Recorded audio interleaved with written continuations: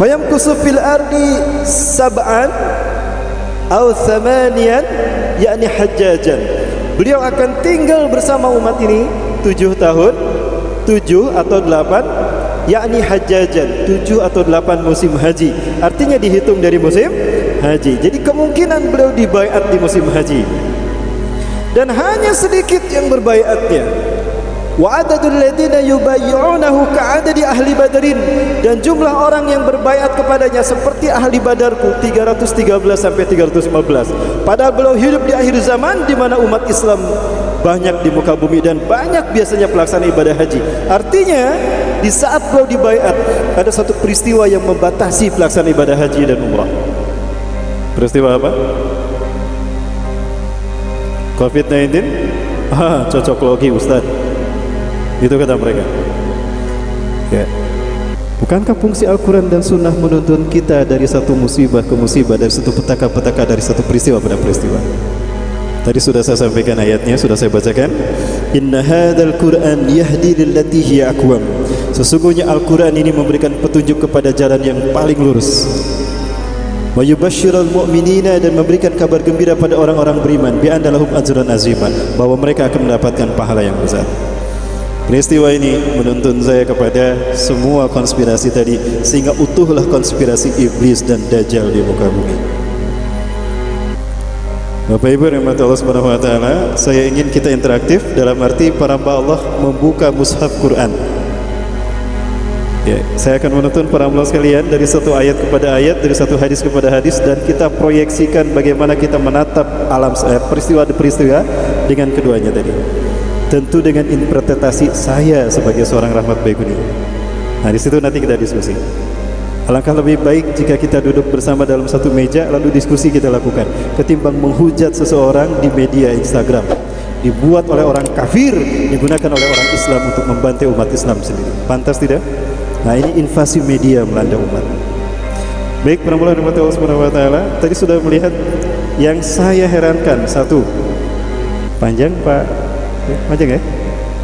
Saya minta whiteboardnya sampai begitu saja.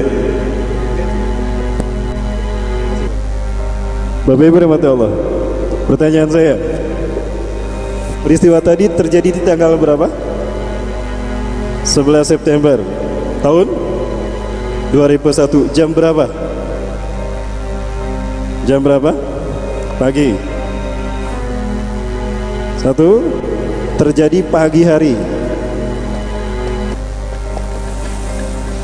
Kedua, di tanggal 11 September Barat. Orang-orang Barat mereka menuliskan tanggal hari dulu apa bulan dulu? Bulan dulu, bulan September. Bulan keberapa?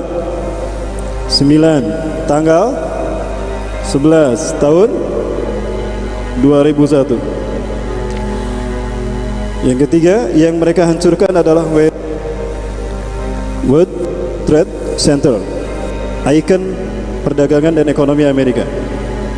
Baik, pertanyaan saya, kenapa harus di pagi hari? Pagi hari identik dengan peristiwa yang alami, terjadi secara alamiah, dan ini terjadi setiap hari. Apa itu? Terbitnya matahari.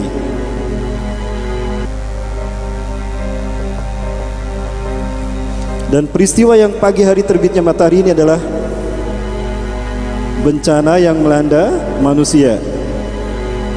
Artinya tetesan darah manusia. Tetesan. Yang kedua, kenapa harus di 11 September? 11 September kenapa tulis bulan dulu baru tanggal? Kalau kita runutkan ini ditulis jadi 911, 911, betul? Apa yang kita tahu dari 911? Kode panggilan darurat, angka panggilan darurat, call center. Bencana, ada tabrakan, call 911, kebakaran, call 911. Setiap ada bencana peristiwa yang terjadi mendadak, incidentally, yang terjadi mendadak begitu saja, maka panggil 911, hubungi 911. Manusia dibikin bergantung kepada sistem yang dibuat manusia, melupakan Tuhan yang menciptakan dan mengatur peradaban manusia. Artinya ada upaya menyingkirkan Tuhan dari peradaban manusia. Betul. Yang ketiga, yang berikutnya, kenapa harus di tahun 2001? Dan di sini ada angka 11. Jumlahkan 9 tambah 1 tambah 1 berapa? 11 kan? Angka 11. 11 masih terkait dengan matahari. Titik balik matahari terjadi 11 tahun sekali. 2001 adalah tahun di mana terjadinya titik balik matahari pertama di milenium ketiga. Ya, di milenium ketiga. Mereka yang menyembah dewa matahari biasa melakukan ritual human sacrifices, meneteskan darah manusia di momen matahari terbit setiap titik balik matahari terjadi. Begitulah cara manusia dewa matahari. Clue kita sudah mulai terbentuk, dewa matahari. Di mana dewa matahari selalu dirayakan di momentum itu dan setiap tanggal 25 Desember. Pertanyaan saya, betul saya lahir tanggal 25 Desember? Tidak. Buka Injil Matius, buka Injil Lukas, kedua-duanya membantah kalau Yesus tidak dilahirkan 25 Desember. Membuka tentang kebohongan di balik agama juga. Subhanallah. Artinya kita sedang berbicara peradaban manusia dan peristiwa ini menghantarkan kita kepada terbongkar dan tersingkapnya pertarungan antara hak dan batil di babak terakhir. Bapak Ibu bisa diikuti? Bisa ya? Materi kita berat ini dan saya butuh waktu panjang. Siap sampai jam berapa? Ya, kalau tidak selesai hari ini, besok kita lanjut di masjid. Saya insya Allah sampai tanggal 6. Tanggal 6 ya Bang ya, di Medan ini. Ya, setelah di sini saya ke Palembang, Palembang baru kembali ke Bandung. Ya, insya Allah sampai hari Kamis saya akan tetap menyamai para mulai sekalian. Kita bedah satu persatu pembahasan tentang fenomena akhir zaman. Kemudian SWTC, SWTC itu gedung yang tinggi dan kembar kan, mengingatkan saya ke pertemuan iblis dan Dajjal. Iblis dia ingin menjadi Tuhan yang tidak tampak. Walaupun dia tidak tampak, dia ingin memperbudak manusia. Maka dia membuat segitiga sebagai simbol ketuhanan. Sekali lagi, segitiga bukan simbol Dajjal. Fitnah kalau ada yang mengatakan, saya mengatakan segitiga simbol Dajjal. Iblis menggunakan segitiga ini sebagai simbol dirinya, tapi mengarah ke bawah, karena dia ingin menguasai dunia. Dia merasa dialah yang berhak menjadi khalifah di muka bumi. Sementara Samiri Dajjal, dia pun ingin berkuasa sebagaimana penguasa langit.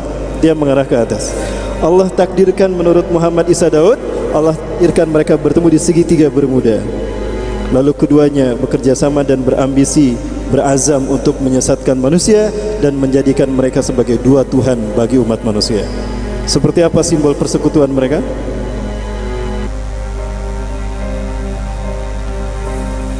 Betul? Ya. Clue bagi kita para sekalian. Kemudian ada peristiwa lain yang qadarullah sampai kepada saya. Ini barangkali penjelasan saya bagi mereka yang belum mengenal saya, sehingga mungkin bisa mau mengarahkan kembali komentarnya tentang saya. Ketika saya berkhidmat di sebuah pesantren, saya satu kamar dengan seorang mahasiswa perguruan tinggi favorit di kota Bandung. Dia cerita beberapa hari setelah peristiwa WTC terjadi, kalau dosennya cerita, adik dosen ini sedang berada di Boston, Amerika Serikat, di saat peristiwa WTC dihancurkan. Dan beliau cerita, di sini lagi rame Bang. Rame apa? Rame kalau ternyata pesawat Brak Menara Utara itu nomor seri penerbangannya Ki-33NY. Ki-33NY. Coba cari tahu apa rumor di balik Ki-33NY. Saat itu saya sedang membaca biografi Bill Gates, sang maestro dari Microsoft. Dan saya melihat selalu